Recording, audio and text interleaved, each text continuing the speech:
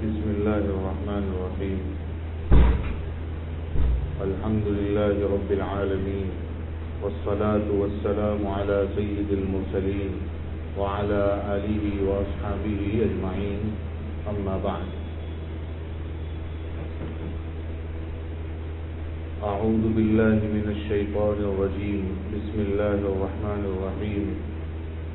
يا أيها الذين آمنوا قوا أنفسكم وأهليكم نارا وقودها الناس والحجارة.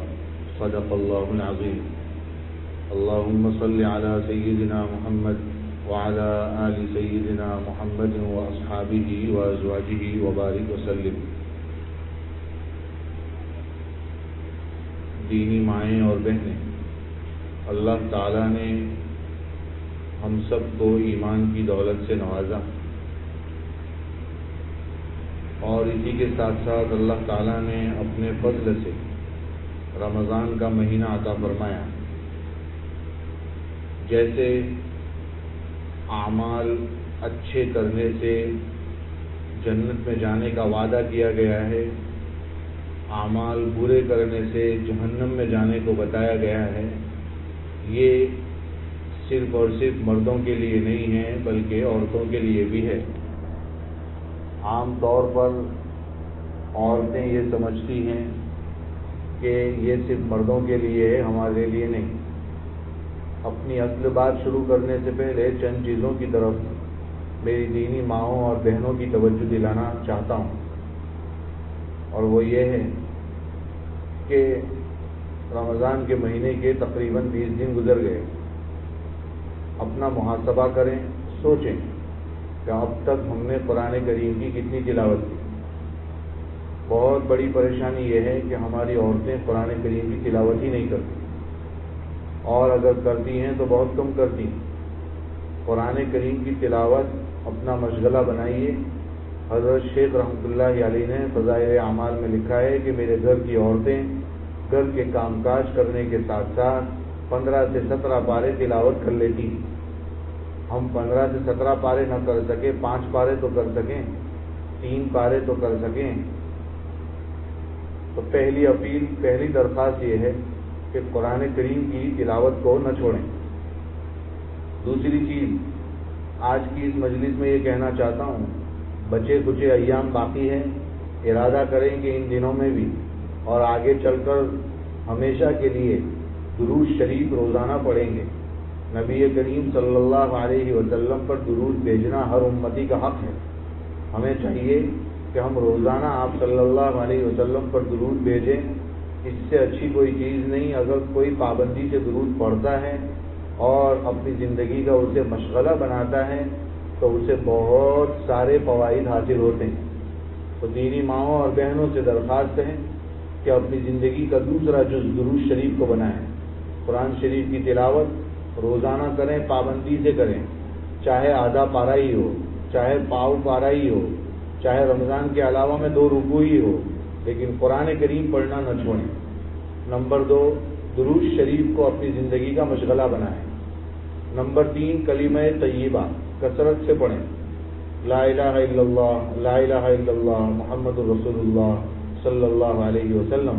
یہ کلمے کو کثرت سے پڑھنے کی عادت ڈالیں. عورتیں زیادہ تر کوئی اذکار نہیں کرتی، ان کے لیے تو آسان بھی ہے. کھانا پکاتے وقت کتنی بار جو ہے اللہ کو یاد کر سکتی، لیکن عام طور پر ہم نے ایسا دیکھا ہے کہ عورتیں جب کام کر رہی ہوتی ہے تو کانوں میں ایئر فون ڈال کر گانے سن رہی ہوتی ہے، کانوں میں ایئر فون ڈال کر میوزک سن رہی ہوتی ہے، یا مووی دیکھ رہی ہوتی ہے، یا فلم دیکھ رہی ہوتی ہے. ایسی چیزوں کو کرتے کرتے اپنا وقت گزارتی ہے. ماؤں اور بہنوں سے درخواست ہے ایسا کام نہ کریں جس کے ذریعے سے گھر برباد ہو، مال برباد ہو، اولاد برباد ہو، بلکہ کوشش یہ کریں کہ جتنا ہو سکے اپنے آپ کو اللہ کو یاد کرنے میں لگائیں. یہ بچے کچھ ایام ہیں، عورتیں عام طور پر ادھر ادھر کر دیتی ہیں.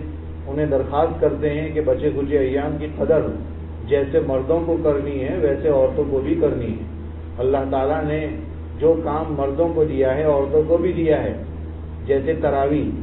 پھر چوتھی بات، تراویح کی نماز اور عصب نمازیں سب مردوں کو جیسے پڑھنی ہے عورتوں کو بھی پڑھنی. عام طور پر یہ دیکھا گیا ہے کہ عورتیں جو ہے تراویح نہیں پڑھتی. نہیں، میری مائیں اور بہنیں تراویح کو پڑھنے کی عادت ڈالیں. اگر تراویح نہیں پڑھیں گی تو فائدہ نہیں ہوگا. ہاں اتنا ہے کہ مردوں کو یہ کہا گیا ہے کہ تراویح مسجد میں جماعت کے ساتھ پڑھیں، تو عورتوں سے یہ درخواست کی گئی ہے کہ تراویح گھر میں پڑھے، اور گھر میں بھی ایک جگہ مخصوص کرے جس کو ہم مسجد کہتے ہیں. عورتوں کی مسجد گھر میں ہوتی ہے، تو جو ایک جگہ ہے عام طور پر یہ بھی دیکھا گیا ہے کہ عورتیں جو ہیں گھروں میں نماز کے لیے کوئی جگہ خاص نہیں کرتی. ان کو اپنے گھر میں نماز کی کوئی جگہ خاص کر لینی چاہیے اور وہیں پر جو ہے نماز پڑھنی چاہیے اور تراویح کی بھی پابندی کرنی چاہیے. یہ چند چیزیں مجھے آپ کے سامنے پیش کرنی تھی. ہو سکے تو اس پر عمل کریں، اور جتنا ہو سکے بقیہ یہ 10 دن ہیں اس کے اندر اپنے آپ کو اس میں لگائیں. قرآن کی تلاوت میں، درود شریف کی کثرت میں، ہو سکے تو اللہ سے گناہوں کی معافی مانگیں. اس کے ساتھ ساتھ کلمہ طیبہ کثرت سے پڑھیں. جتنا ہو سکے لا الہ الا اللہ اپنے آپ کو اسی میں لگائیں. اور اس کے ساتھ ساتھ تراویح نمازیں. اور میری ماؤں اور بہنوں سے درخواست ہے کہ آج ایک کام کا ارادہ کر کے یہاں سے اٹھیں کہ نمازوں کی قضا جو باقی ہو وہ اپنے اوپر چھوڑ گئی ہوں، چھوٹ گئی ہوں اور اب تک نماز قضا نہ کی ہوں تو ترتیب بنائیں. بہت آسان ہے. اگر کوئی عورت حساب جانتی ہو تو میں آپ کے سامنے چند باتیں پیش کرتا ہوں. نمازوں کی قضا کرنا بہت آسان ہے، اور عورتوں کے لیے مردوں سے بھی زیادہ آسان. اس لیے کہ یاد رکھیں کہ 365 دن ہوتے ہیں سال میں، اور 365 دن میں سے اب یاد رکھیں ایک مہینہ تو رمضان کا نکال دینا ہے. اس لیے کہ عام طور پر عورتیں رمضان میں نماز پڑھ ہی لیتی ہیں آگے پیچھے.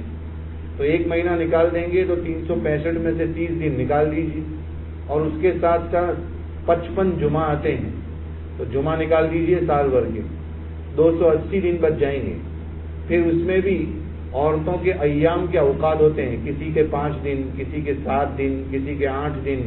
ہر مہینے میں وہ دن نکل جائیں گے، اس کو نکال دیجیے.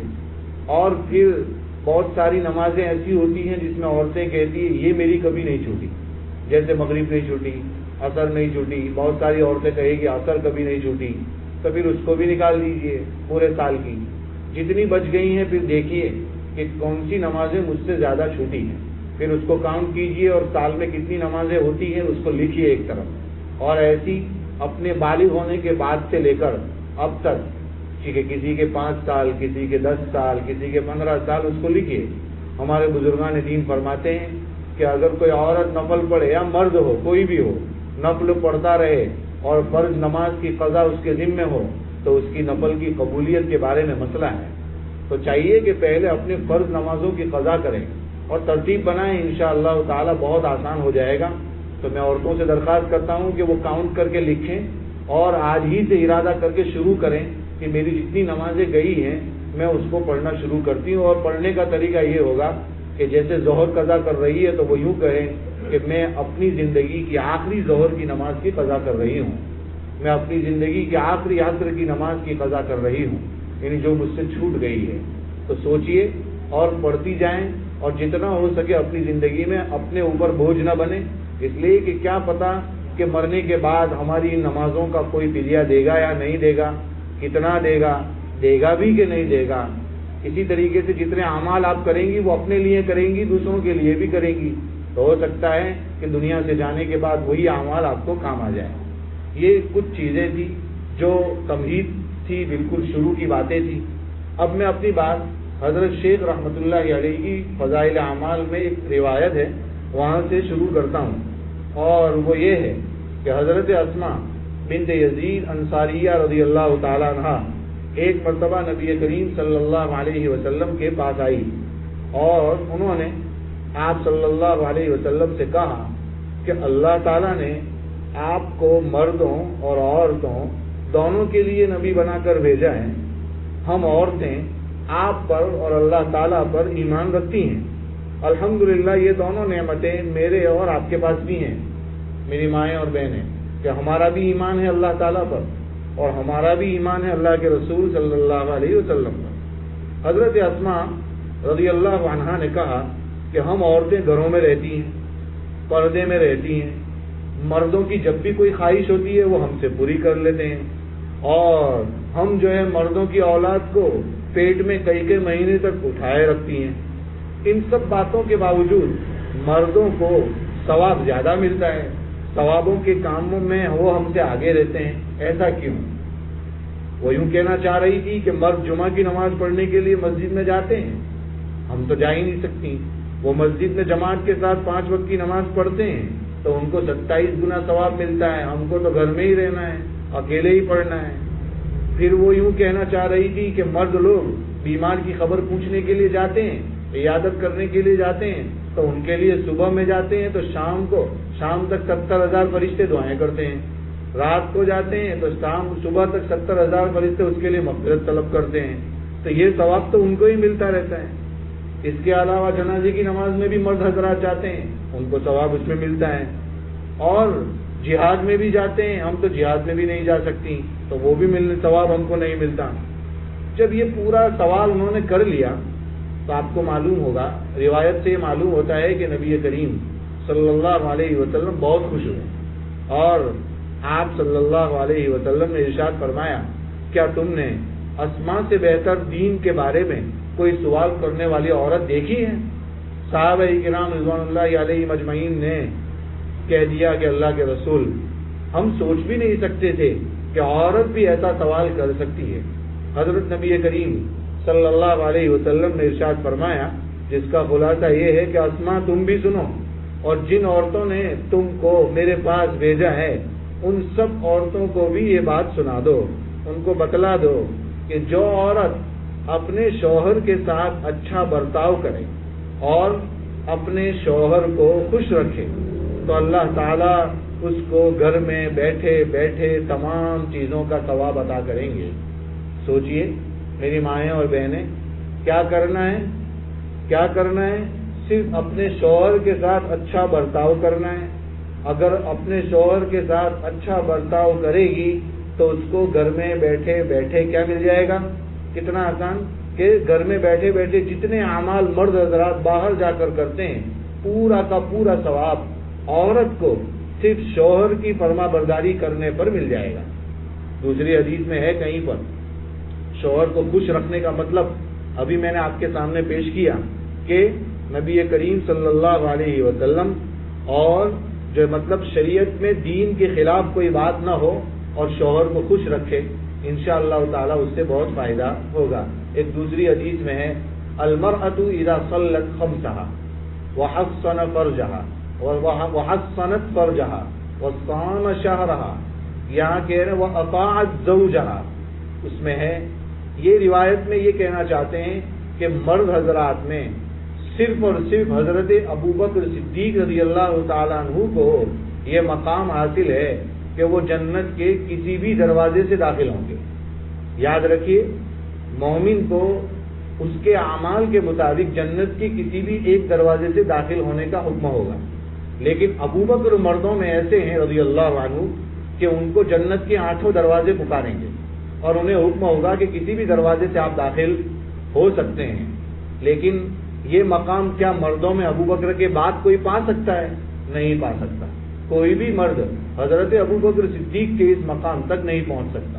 لیکن مبارک ہو تمام دینی اور مائیں اور بہنوں سے یہ بات ضرور کہوں گا کہ عورتوں کو قیامت تک یہ حق ہے کہ وہ کوئی بھی عورت اگر 4 کام کر لے گی تو انشاءاللہ تعالی وہ بھی جنت کے کسی بھی دروازے سے داخل ہو سکتی ہے۔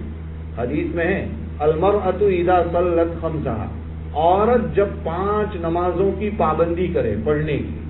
نمبر 2، وحصنت فرجها، حدیث میں الفاظ آگے پیچھے ہو سکتے ہیں، اور اپنی شرمگاہوں کی حفاظت کرے، یعنی باہر نکلتے وقت سوچے، برقع پہن کر نکلے، اپنی آنکھوں کی حفاظت کرے، اپنی شرمگاہوں کی حفاظت کرے، اپنی عزت کی حفاظت کرے، اپنی آبرو کی حفاظت کرے، ادھر ادھر نہ بھٹکے، خوشبو لگا کر باہر نہ نکلیں، پائل ایسے نہ پہنے کہ جس کی آواز کسی غیر محرم مرد تک پہنچ جائے۔